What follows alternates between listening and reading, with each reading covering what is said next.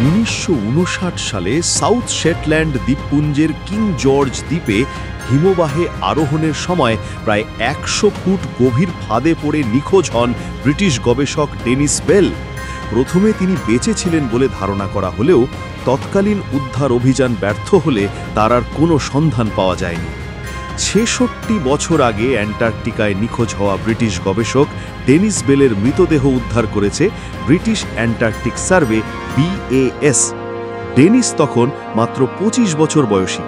1959 সালের 26 জুলাই South Shetland দ্বীপপুঞ্জের কিং জর্জ দ্বীপে অবস্থিত ইকোলজি হিমবাহে আরোহণের সময় প্রায় 100 ফুট গভীর ফাঁদে পড়ে তিনি নিখোঁজ হন। প্রথমে তিনি বেঁচে ছিলেন বলে ধারণা করা হলেও তৎকালীন উদ্ধার অভিযান ব্যর্থ হলে তার আর কোনো সন্ধান মেলেনি। BAS জানায়, চলতি বছরের জানুয়ারি মাসে বরফ গলে যাওয়ার কারণে হিমবাহের নিচে চাপা থাকা পাথরের মাঝে তার মৃতদেহ ও শতাধিক ব্যক্তিগত সামগ্রী উদ্ধার করে পোল্যান্ডের একটি গবেষণা কেন্দ্রের দল।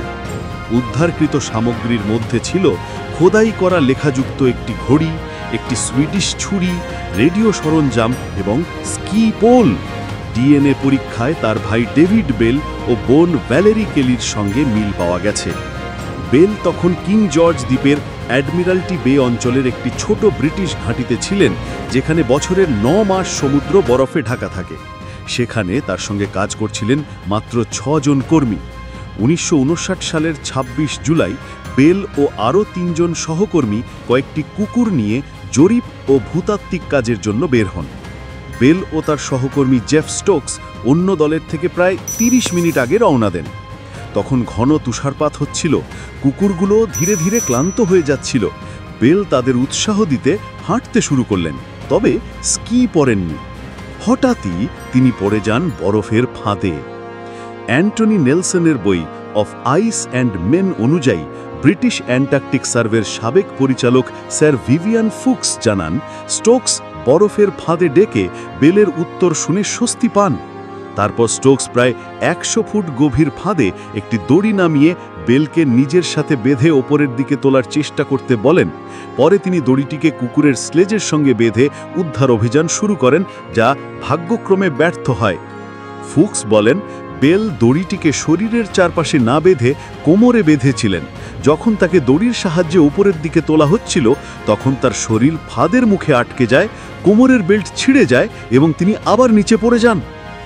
এরপর বেল আর তার বন্ধুর ডাক চিৎকারের কোনো সাড়া দেননি। স্টোকস ঘটনাস্থলে মার্কার রেখে হিমবাহের নিচে নামেন অন্য দলের সদস্যদের খুঁজতে। 12 ঘন্টা পর খারাপ আবহাওয়ার মধ্যে তারা ফিরে এসে নিশ্চিত করেন বেলকে আর উদ্ধার করা সম্ভব হয়নি। BAS এর ডিরেক্টর ফ্রান্সিস বলেন, ডেনিস ছিলেন ফকল্যান্ড দ্বীপপুঞ্জের ডিপেন্ডেন্সি সার্ভের সাহসী সদস্যদের একজন, যারা অ্যান্টার্কটিকার প্রাথমিক বিজ্ঞান ও অনুসন্ধানে কঠিন পরিবেশে গুরুত্বপূর্ণ অবদান রেখেছেন। তিনি যোগ করেন যে যদিও তিনি 1959 সালে হারিয়ে গেছেন, তার স্মৃতি সহকর্মীদের মাঝে এবং মেরু অঞ্চলের গবেষণার ঐতিহ্যে আজও বেঁচে আছে।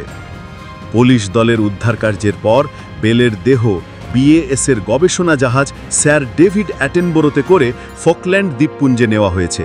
সেখান থেকে ব্রিটিশ অ্যান্টার্কটিক অঞ্চলের করোনারের অর্থাৎ মৃতদেহ ইনভেস্টিগেটরের কাছে হস্তান্তরিত করে লন্ডনে পাঠানো হয়েছে।